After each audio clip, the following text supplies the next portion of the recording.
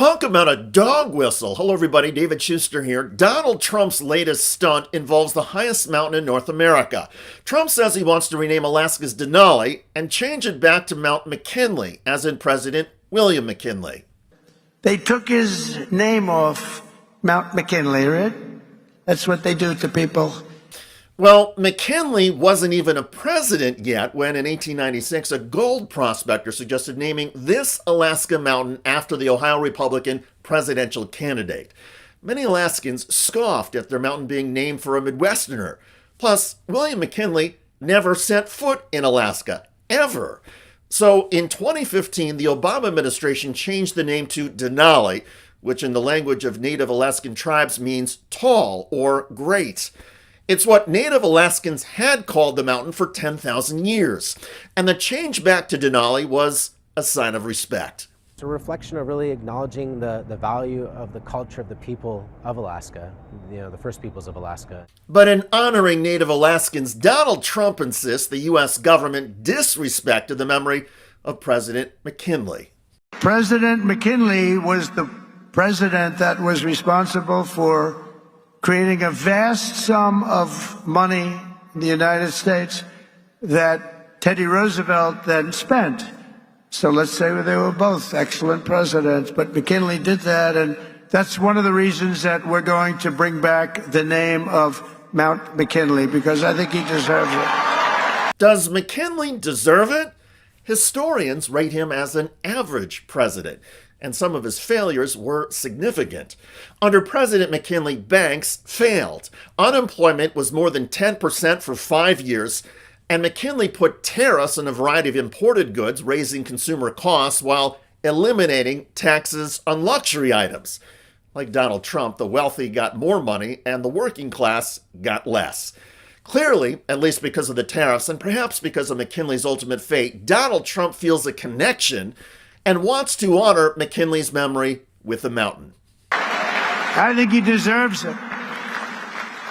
There are lots of things we can name, but I think he deserves it. That was not very gracious to somebody that did a good job. And as you know, he was assassinated.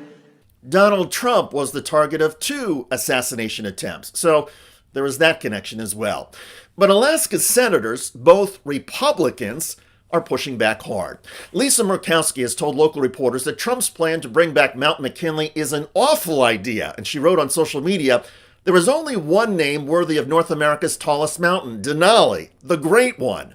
A spokesperson for Senator Dan Sullivan issued a statement saying, quote, "Senator Sullivan, like many Alaskans, prefers the name that the very tough, very strong, very patriotic Athabascan people gave the mountain thousands of years ago, Denali." The Alaska senators have been through this before with Donald Trump. As the Anchorage Daily News reports, Trump suggested changing the name back when he was president in 2017, and both Murkowski and Sullivan objected. Sullivan said in remarks to the Alaska Federation of Natives annual conference, according to an ADN article at the time, the senators met at the White House with Trump and then Interior Secretary Ryan Zinke to discuss Alaska issues, Sullivan said, including reversing Obama executive actions the senators had opposed. At the end of the meeting, Sullivan said, "He looked at me and said, I heard that the big mountain in Alaska also its name was changed by executive action. Do you want us to reverse that?" He and Murkowski jumped over the desk. We said, no, don't want to reverse that, Sullivan said. Sullivan said he told the president Denali was the name given to the mountain by the Athabascan people more than 10,000 years ago.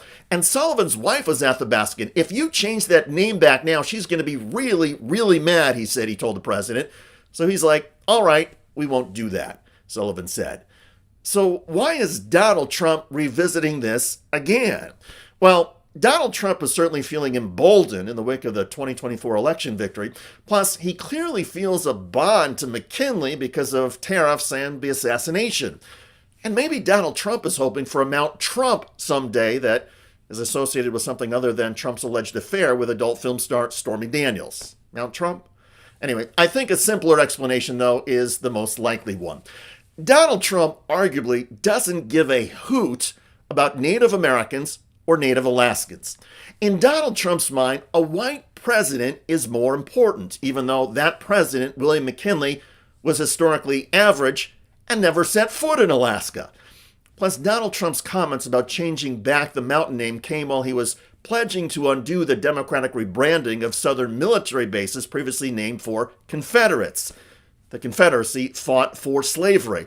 And Donald Trump feels that white people in this day and age should not be diminished because of history.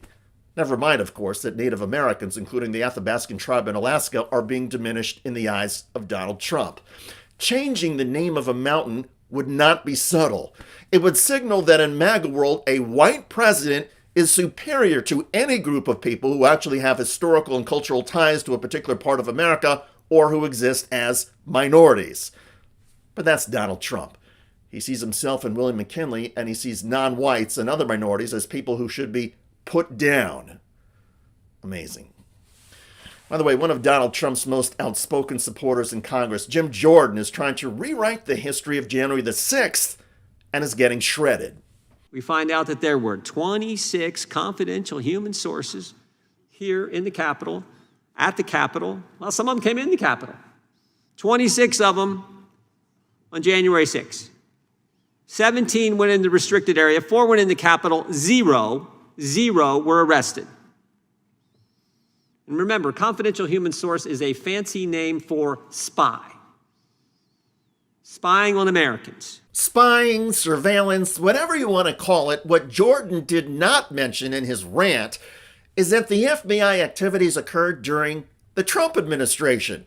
Remember that? One of the fallacies in MAGA logic about January 6th and the claims that Democrats did it or set it up to make Trump supporters look bad is that a Republican president, Donald Trump, a Republican administration, was still in power. Donald Trump still had oversight of every agency in the U.S. government, including the FBI and the Department of Justice. All this stuff happened.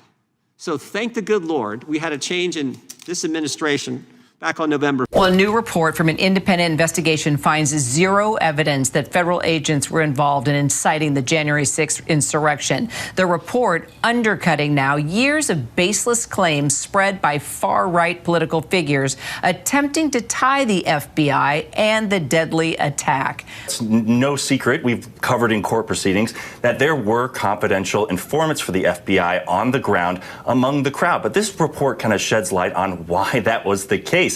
And what we've learned in terms of numbers is there was only 26 confidential human sources among the crowd that were in Washington that day. Now, 3 of those who actually entered the Capitol, this report found, were actually assigned by a field office with tracking a specific domestic terrorism suspect in a case that the FBI was pursuing at the time.